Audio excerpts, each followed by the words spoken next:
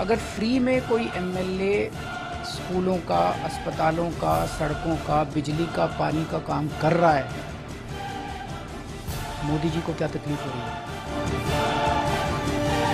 अरविंद जी, ये सेवा है या मेवा है, ये आप बताएं। एक साधारण व्यक्ति भी कह देगा ये मेवा की चाहत है, सेवा नहीं है।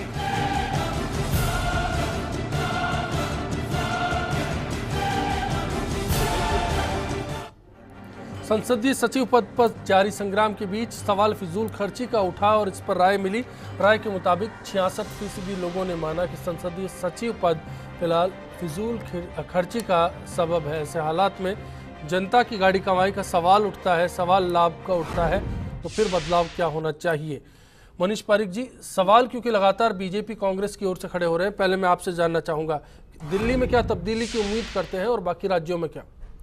दिल्ली में इसलिए कि वो बता रहे हैं कि हम तो ये करते हैं, हम तो ऐसे करते हैं, हम वैसे करते हैं, इसलिए लोग सवाल कर रहे हैं। यहाँ पे कहा ही नहीं है। जब मालूम है परंपरा चल रही है, जो आदमी 4 बनाए हैं, 5 बनाए हैं, 200 विधायकों पर बनाए हैं, उनका कोई स्पेसिफिक दायित्व तो दे दिया है। संख्या बल का तो सवाल ही नहीं, सवाल लाभ का है। दूसरी बात मैं आपको बता रहा हूं कि जो ये यूनियन टेरिटरी का मामला है, इसलिए उसके लिए अलग से एक्ट है, इसलिए राष्ट्रपति जी के पास गया है। ये बात भी अलग है, ये और स्टेट्स में ऐसा नहीं है। इसलिए चूंकि स्टेट्स को और दिल्ली को अलग दर्जा है, उनके दोनों में डिफरेंस है, पुलिस में डिफरेंस है, लेफ्टिनेंट आप हटाओगे उनको, डिफरेंस है। जो संसद जी हैं जो लाभ बंद कर दोगे, तो कोर्ट नहीं हटा देगा। वो तो भंडारी साहब मौका दूंगा आपको, कोर्ट ने नहीं हटाया। आप लाभ बंद कर दोगे? आप ये भी तो मानोगे, नहीं, आप moral- ऑनरेबल हाई कोर्ट में इस विषय की जब चर्चा हो रही थी तो उन्होंने आदेश नहीं दिया है, और जब तक हाई कोर्ट आदेश नहीं दे, आप कैसे मान सकते हो कि गैर कानूनी है वो? लेकिन वहां पर जो इलेक्शन कमीशन ने कहा है वो संवैधानिक शक्ति है, और हाई कोर्ट को हटाना ही है। लाल बत्ती गाड़ी हटा दोगे, लेके चले जाना, आप लाल बत्ती गाड़ी हटा हाई दोगे, कोर्ट में ले जाओ, उसके बाद में क्या होगा परिणाम? चलिए मैं आता हूँ रघु शर्मा जी, अजय माकन कह रहे हैं कि वो भी इसी मसले को लेकर हाईकोर्ट में जाएंगे, तो क्या कांग्रेस बाकी शासित अपने राज्यों से संसदीय सचिव पद पर लाभ वाली बात को हटा देगी?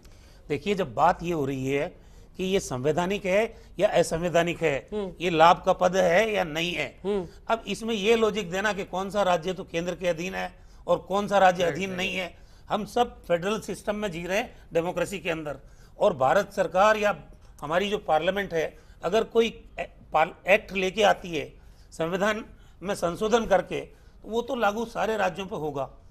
अब ये कहें कि साहब हाई कोर्ट ने निर्णय नहीं दिया, हाई कोर्ट क्या निर्णय देगी?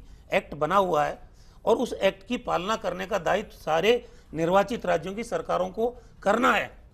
अब उसका उल्लंघन आप ये कह दो 200 पे हमने तो 5 ही बना रखे हैं, उन्होंने तो 15 बना। ये गलत, ये मैं कभी नहीं रहा, तो अल्टीमेटली मैं कभी संसदीय सचिव नहीं रहा, और अगर मैं भी रहता अनुसार बनाए हैं, मैं भी रहता, कोई एक्ट के अनुसार नहीं है। ये जितनी भी संसदीय सचिवों की नियुक्ति है, ये संवैधानिक अगर होती तो फिर इनको राज्यपाल शपथ दिलाते। अमृतलाल जी, इसमें आगे की सूरत क्या देख सकते हैं हम? इसमें जो वर्तमान स्थिति है उसमें सभी पक्षकारान जो अदालत में जाके अपना जुडिशियल रिव्यू करवा सकते हैं, जिसमें जिन लोगों को एमएलएज को शो कोज नोटिस दिया जाएगा वे अपना जुडिशियल रिव्यू इस बात का करवा सकते हैं कि उन्हें शो कोज नोटिस गलत दिया जा रहा है। और जो दूसरे पक्षकारान है वो भी न्यायालय में जा सकते हैं, कह सकते हैं कि गैर कानूनी कृत्य हो गया जिसके तहत की कार्रवाई को आगे न बढ़ाया जाए और उसे रोका जाए, इसके लिए भी जुडिशियल रिव्यू करवा सकते हैं।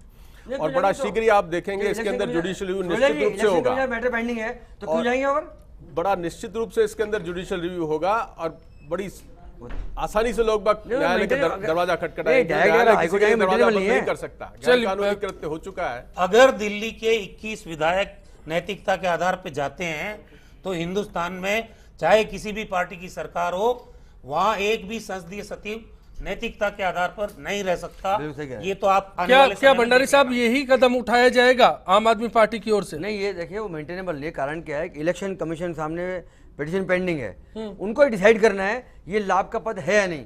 अगर वही तय करते हैं लाभ का पद है तो फिर हम हाईकोर्ट जा सकते हैं। अभी हाईकोर्ट जाएगी, अभी प्रीमेच्योर है। रमन नंदा साहब, इस बीच में अगर ये मसला उठा है, फिलहाल चिंगारी अगर शोला बनने की ओर तब्दील है, तो कुछ बेहतर होगा या फिर सियासत में बड़ा फेरबदल देखने को मिलेगा? मुझे तो इस बात का दुख है कि राजनीतिक दृष्टि से यदि देखा जाए तो हमारे सिस्टम में एमएलए के पास कोई बहुत ज्यादा शक्ति नहीं है जब तक कि वो मंत्री ना बने। वो केवल हाथ खड़े कर सकता है या बात कर सकता है। और यदि कानूनी और विधिक दृष्टि से देखा जाए तो पार्लियामेंट्री सेक्रेटरी या ये जो पोस्ट पे बैठाया गया है, इन लोगों के ऊपर तलवार लगी हुई है, ये डिसमिस भी हो, डिस्क्वालीफाई भी हो सकते हैं, जो कि राजनीतिक दृष्टि से मुझे लगता है कि प्रजातंत्र को मजबूत करने की दिशा में अच्छा कदम नहीं होगा। चलिए, जो चीज़ें हैं निकल कर आई है, देखते हैं आगे इस मसले पर क्या होता है। उम्मीद कर रहे हैं कि अगले महीने इलेक्शन कमीशन में दिल्ली के मसले पर सुनवाई है, उस बीच में बाकी राज्यों का मसला भी आएगा, तो आप तक पहुंचाते रहेंगे। आज की इस डिबेट में फिलहाल के लिए इतना ही।